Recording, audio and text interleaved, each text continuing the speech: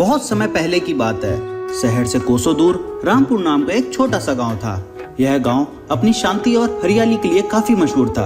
यहाँ के लोग बहुत मेहनती और सीधे साधे थे और अपने काम के प्रति काफी वफादार भी थे, क्योंकि इनके पास खेती करने के सिवा और कोई साधन नहीं था।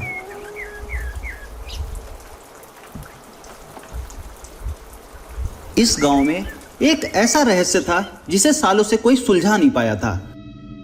गांव के किनारे एक पीपल का पेड़ था जिसे सब भूतिया पेड़ कहते थे। कोई भी सूर्य अस्त होने के बाद वहां जाने की हिम्मत नहीं करता था। गांव के लोगों का मानना था जो भी उस पेड़ के पास जाता है या तो वह वहीं गायब हो जाता है या फिर वह बीमार पड़ जाता है।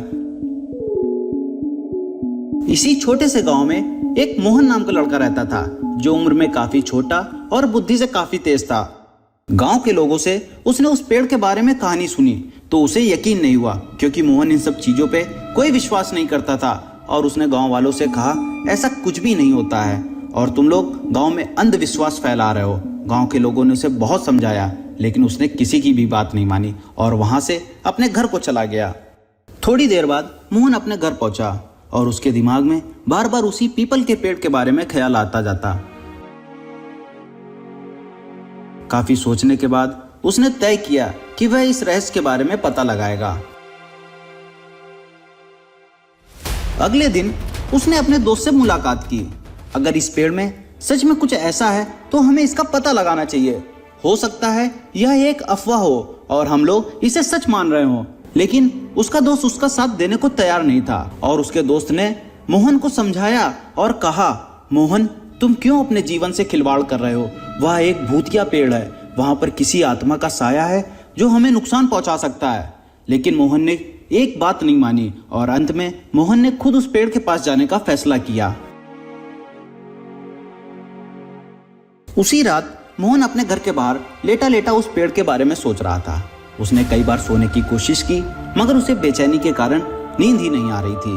उसके मन में बार बार पेड़ का ही ख्याल आ जाता कि आखिर उस पेड़ में ऐसा क्या है जो कोई भी वहां जाने की हिम्मत नहीं करता है।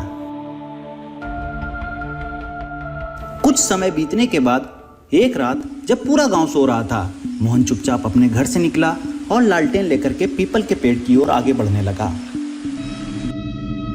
उस रात ठंडी ठंडी हवाएं चल रही थी और चारों ओर सन्नाटा छाया हुआ था। जैसे जैसे वह पेड़ के करीब पहुंचता गया, उसे अजीब अजीब सी आवाजें सुनाई देने लगी। कभी कोई सरसराहट तो कभी किसी के चलने की आवाज। मोहन का दिल जोर जोर से धड़कने लगा। उसे डर भी लग रहा था। मोहन ने अपने आसपास देखा, लेकिन उसे कोई भी दिखाई नहीं दिया। मोहन ने हिम्मत नहीं हारी। उसने अपने चारों ओर फिर से देखा, लेकिन उसे इस बार पेड़ के पीछे एक छाया दिखी। मोहन ने जल्दी से लालटेन की रोशनी उस छाया पे डाली और जो उसने देखा वो हैरान कर देने वाला था। पेड़ के पीछे एक बूढ़ा आदमी छिपा हुआ था। वह कांपने लगा और बोला, मुझे माफ कर दो, मैं कोई भूत नहीं हूँ। मोहन को शक हुआ। उसने पूछा, तो तुम इतनी रात में यहाँ क्या कर रहे हो? बूढ़े आदमी ने बताया, मेरा कोई भी नहीं है, मैं जंगलों में रह रहकर आदी हो चुका हूँ। मैंने ये अफवाह इसलिए फैलाई ताकि कोई मुझे परेशान ना कर सके और मैं यहाँ पर शांति से रह सकूं। ये सुनकर मोहन हंस पड़ा और बोला, अगर ऐसा है तो तुम मेरे साथ चलो और मेरे घर के पास रहो चल करके। मोहन की यह बात सुनकर बूढ़ा आदमी खुश हुआ और वो दोनों गांव की ओर चले गए। अगली सुबह गांव के कुछ लोग आपस में बात कर रहे थे। तभी मोहन उस बूढ़े आदमी को लेकर के उनके पास गया और उन लोगों को बताया कि उस पीपल के पेड़ पर कोई भूत या प्रेत का साया नहीं है। वहां पर ये बूढ़ा आदमी रहता था जो जंगलों से भटकते हुए अपने गांव आ गया है। जब गांव के लोगों को यह बात पता चली तो उन्हें विश्वास नहीं हुआ और वो काफी गुस्सा करने लगे। मोहन ने उन लोगों को बताया और समझाया कि ये बुजुर्ग हैं, ये भटकते भटकते अपने गांव आ गए। इनके पास ना रहने का कोई साधन है, ना खाने का कोई साधन है। गांव के लोगों को मोहन की यह बात समझ आ गई। फिर उन लोगों ने बूढ़े आदमी को रहने की जगह और भोजन देने का फैसला किया। यह सुनकर बूढ़ा आदमी प्रसन्न हुआ। अब गांव वालों को उस भूतिया पेड़ से डर नहीं लगता था। उन्होंने वहां पर एक सुंदर विश्राम स्थल बना दिया जहां लोग पेड़ की छाया में विश्राम कर सके। तो दोस्तों, इस कहानी से हमें यह सीख मिलती है, डर हमेशा अज्ञानता से पैदा होता है। अगर हम हिम्मत और समझदारी से किसी भी समस्या का सामना करें तो कोई भी रहस्य सुलझाया जा सकता है।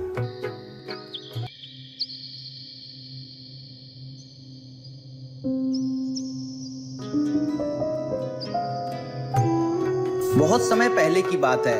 एक छोटे से गांव में रघु नाम का एक गरीब किसान रहता था। वह मेहनती था, लेकिन उसकी किस्मत हमेशा खराब रहती थी।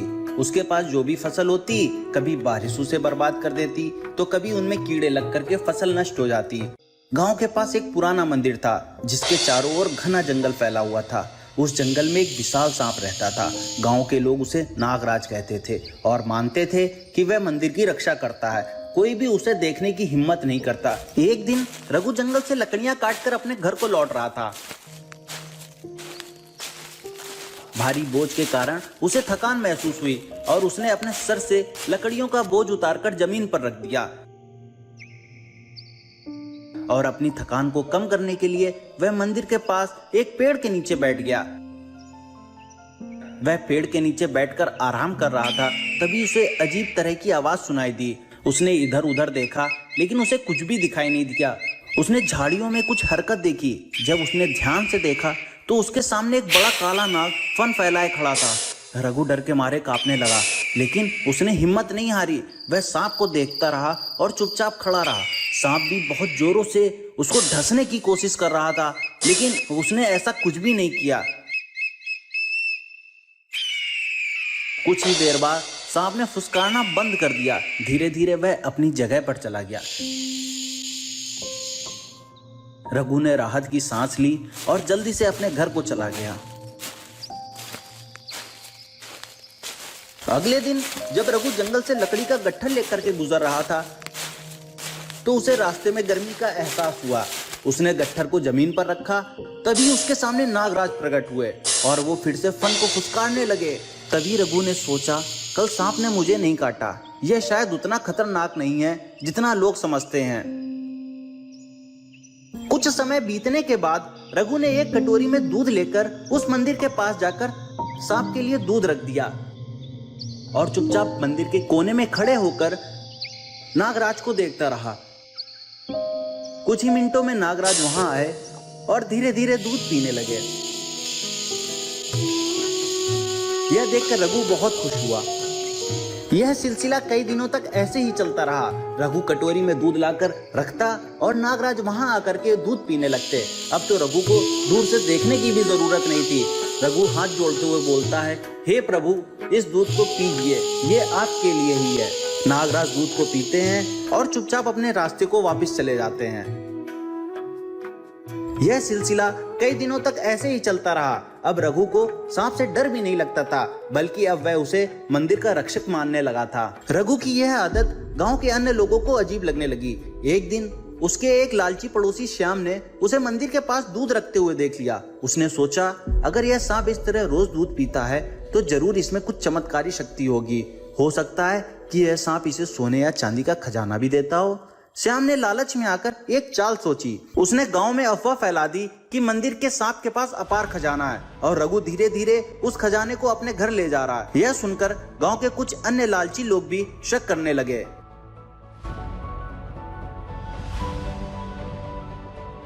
एक रात श्याम और उसका जिगरी दोस्त मंदिर पहुंचे। उन्होंने सांप को मारने की योजना बनाई ताकि वे उसका खजाना हासिल कर सके। श्याम मंदिर की ओर आगे बढ़ा और उसका दोस्त वहीं पर खड़ा रहा। जैसे ही सांप अपने स्थान से बाहर निकला, श्याम ने उसे पकड़ने की कोशिश करी, लेकिन नागराज ने अपनी पूरी ताकत से श्याम के ऊपर वार किया और श्याम को ढस लिया और श्याम वहीं पर लड़खड़ाते हुए गिर गया। लेकिन श्याम ने हार नहीं मानी। वह तुरंत उठा और उसने जोर से डंडे से वार किया और नागराज को जोर से डंडा मार दिया। सांप घायल हो गया, लेकिन उसने हार नहीं मानी। गुस्से से भरा नागराज तेजी से आगे बढ़ा और श्याम को ढस लिया। श्याम का दोस्त देख करके वहां से तुरंत ही भाग गया। श्याम कुछ ही मिनटों में मर गया, लेकिन सांप भी अब बहुत कमजोर हो चुका था। वह धीरे धीरे मंदिर की ओर लौटा और वहीं पर दम तोड़ दिया। अगली सुबह श्याम के दोस्त ने रघु को जाकर एक एक बात बताई और बताया कि हम लोग जंगल से गुजर रहे थे, तभी नागराज ने श्याम के ऊपर वार किया और श्याम वहीं पर मर गया। यह सुनकर रघु को बिल्कुल भी विश्वास नहीं हुआ। वह वहां से तुरंत दौड़ा और जंगल की ओर भागता हुआ चला गया। रघु दौड़ते हुए मंदिर पहुंचा और देखा कि नागराज अब नहीं रहा। उसे एहसास हुआ कि लालच और मूर्खता के कारण एक पवित्र प्राणी की मृत्यु हो गई और श्याम को भी अपनी जान से हाथ धो बैठना पड़ा। उस दिन के बाद गांव में अजीब अजीब घटनाएं होने लगी। फसलें खराब होने लगी, पशु बीमार पड़ने लगे और बारिश भी समय पर नहीं होती। पूरा गांव सुनसान वीरान पड़ गया। लोग गांव छोड़ छोड़कर शहर की ओर चले गए। गांव वालों को समझ में आ गया कि उन्होंने बहुत बड़ी गलती कर दी। गांव में गिने चुने लोग ही बचे थे। गांव के लोगों ने मिलकर मंदिर की सफाई करी और वहां पर शिव जी की मूर्ति की स्थापना करी और उनसे प्रार्थना करने लगे, हे प्रभु, हमसे जो भी गलती हुई हो कृपा हमें क्षमा करें और गांव में खुशहाली वापस से लौटा दें। गांव में धीरे धीरे फिर से खुशहाली लौट आई, लेकिन नागराज जैसा दिव्य प्राणी फिर कभी नहीं आया। तो दोस्तों, हमें इस कहानी से यह सीख मिलती है, लालच हमेशा विनाश का कारण बनता है। हमें प्रकृति और जीवों का सम्मान करना चाहिए, वरना उनका खामियाजा पूरे समाज को भुगतना पड़ता है। एक समय की बात है, एक छोटे से गांव में एक गरीब लेकिन ईमानदार लकड़हारा रहता था। वो रोज सुबह जल्दी उठकर जंगल में जाता, कड़ी मेहनत कर जंगल से लकड़ी काटता और उन्हें बेचकर अपने परिवार का पालन पोषण किया करता था। लकड़हारा लकड़ियों का भारी बोझ अपने सिर पर उठाकर रोज मीलों का सफर तय किया करता और अपने परिवार की हर जरूरतों का ख्याल रखता था। दिन भर की मेहनत के बाद जब वो थकाहारा घर लौटता तो कभी भी अपनी पत्नी या परिवार वालों से अपनी थकान और परेशानी का जिक्र भी नहीं करता। लकड़हारे के लिए यूं तो 2 वक्त की रोटी कमाना भी मुश्किल था, लेकिन वो जो कुछ भी कमाता उसी में खुश रहता था। एक दिन की बात, लकड़हारा रोज की तरह जंगल में लकड़ी काटने गया, लेकिन इस बार उसके मन में एक ख्याल आया। लकड़हारे ने सोचा कि मैं रोज सूखे पेड़ों की टहनियां काटकर बेचता हूँ, जिसके मुझे अच्छे पैसे भी नहीं मिलते। क्यों ना आज किसी हरे भरे पेड़ को काटा जाए। ये सोचते सोचते अचानक लकड़हारे की नजर नदी के पास खड़े एक हरे भरे पेड़ पर पड़ी और लालच के मारे वो उस पेड़ को काटने के लिए उसकी ओर बढ़ा। उस हरे भरे पेड़ को काटने के लिए लकड़हारा पूरी जोर से अपनी कुल्हाड़ी चलाने लगा। अचानक उसके मन में ख्याल आया कि हरे भरे पेड़ को काटकर कहीं मैं कोई गलती तो नहीं कर रहा। इतना सोचते ही लकड़हारे के हाथ से कुल्हाड़ी फिसलकर नदी में जा गिरती। लकड़हारा बहुत घबरा जाता है। वो मन ही मन सोचने लगता है कि शायद प्रकृति ने उसे उसके बुरे कर्म की सजा दी है, जिसकी वजह से उसकी कुल्हाड़ी नदी में जा गिरी है। लकड़हारा बहुत परेशान हो जाता है, क्योंकि वही कुल्हाड़ी उसकी रोजी रोटी का साधन थी। बिना कुल्हाड़ी के वो कोई काम नहीं कर सकता था और उसके पास नई कुल्हाड़ी खरीदने के पैसे भी नहीं थे। इसके बाद लकड़हारे को अपनी गलती का एहसास होता है और वो नदी के किनारे बैठकर रोने लगता है। वो मन ही मन भगवान से प्रार्थना करता है कि हे भगवान, मेरी कुल्हाड़ी मुझे वापस दिला दीजिए, इसके बिना मेरा जीवन बहुत मुश्किल हो जाएगा। अचानक नदी से एक तेज प्रकाश उत्पन्न हुआ।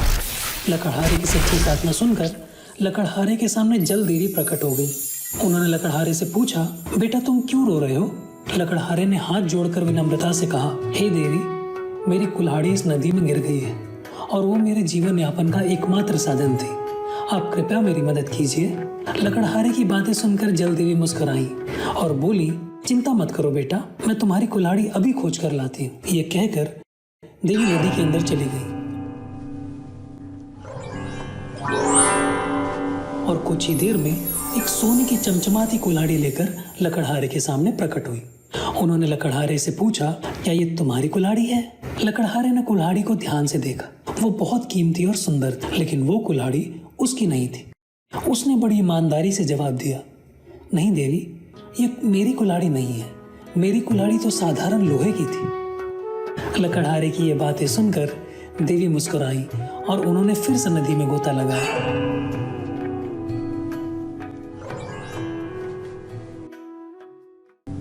और इस बार वो नदी से एक चांदी की कुल्हाड़ी निकाल कर लाई। जल देवी ने लकड़हारे से फिर पूछा, बेटा क्या ये तुम्हारी कुल्हाड़ी है? लकड़हारे ने फिर सिर हिलाकर कहा, नहीं देवी, मेरी कुल्हाड़ी तो बहुत साधारण सी थी, ये भी मेरी नहीं है। अब जल देवी ने तीसरी बार नदी में गोता लगाया। इसी बीच लकड़हारा परेशान हो गया। उसने सोचा कि आखिर मेरी कुल्हाड़ी मिल क्यों नहीं रही। दोस्तों, यहाँ गौर करने वाली बात यह है कि सोने और चांदी की कुल्हाड़ी देखकर भी लकड़हारे के मन में बिल्कुल भी लालच नहीं आया। उसी वक्त लकड़हारे के सामने एक बार फिर जलदेवी प्रकट होती है। इस बार जलदेवी के हाथ में एक साधारण सी लोहे की कुल्हाड़ी होती है। अपनी कुल्हाड़ी को देखकर लकड़हारे की आंखों में चमक आ गई और वो खुशी से झूम उठा। लकड़हारे ने देवी से कहा, हाँ हाँ देवी, यही मेरी कुल्हाड़ी है।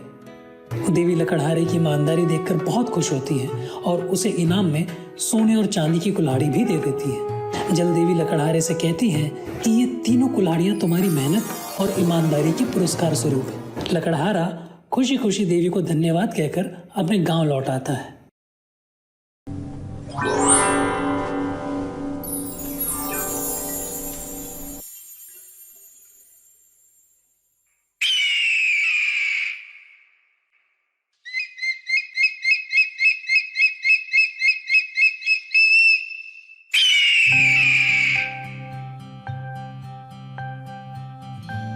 देवी से सोने और चांदी की कुल्हाड़ी प्राप्त कर लकड़हारे का पूरा जीवन ही बदल गया था और उसकी आर्थिक स्थिति भी काफी अच्छी हो गई थी। अब लकड़हारा एक पक्के मकान में रहता था। गांव के लोगों को जब इस बात की भनक पड़ी तो सभी हैरान रह गए। इसी बीच गांव का एक लालची व्यक्ति ये देखकर सोचने लगा कि अगर मैं भी अपनी कुल्हाड़ी नदी में गिरा दूं और देवी से प्रार्थना करूं तो शायद मुझे भी सोने और चांदी की कुल्हाड़ी मिल जाएगी। ये सोचकर उसने भी जंगल जाने का फैसला किया।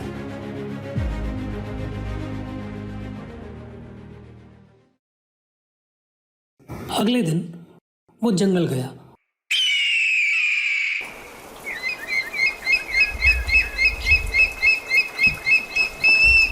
और जानबूझकर उसने अपनी कुल्हाड़ी नदी में फेंक दी। इसके बाद वो जोर जोर से रोने लगा। लकड़हारे की तरह ही उसने जल देवी से प्रार्थना की और कुछ ही देर में जल देवी उसके सामने प्रकट हो गई।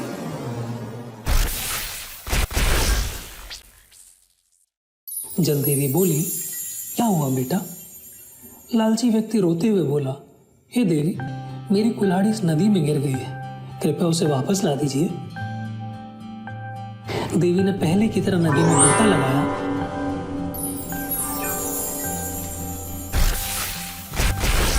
और सोने की एक चमचमाती कुल्हाड़ी लेकर बाहर निकली। उन्होंने उस व्यक्ति से पूछा, क्या यही तुम्हारी कुल्हाड़ी है? लालची व्यक्ति खुशी से झूम उठा और बोला, हाँ, यही मेरी कुल्हाड़ी है। जलदेवी उसकी बेईमानी समझ गई और गुस्से में बोली, तुम झूठे और लालची हो, तुम्हें ईमानदारी का पुरस्कार नहीं मिल सकता। यह कहकर जलदेवी ने सोने की कुल्हाड़ी को नदी में वापस डाल दिया और वो गुस्से से नदी के अंदर समा गई। लालच के चलते उस व्यक्ति ने सोने की कुल्हाड़ी तो गंवाई ही, साथ ही साथ उसे अपनी असली कुल्हाड़ी से भी हाथ धोना पड़ा। अब लालची व्यक्ति हताश होकर खाली हाथ अपने घर लौट जाता है। तो दोस्तों, इस कहानी से हमें ये सीख मिलती है कि ईमानदारी का फल हमेशा मीठा होता है, जबकि लालच करने से सिर्फ और सिर्फ आपका नुकसान ही होता है।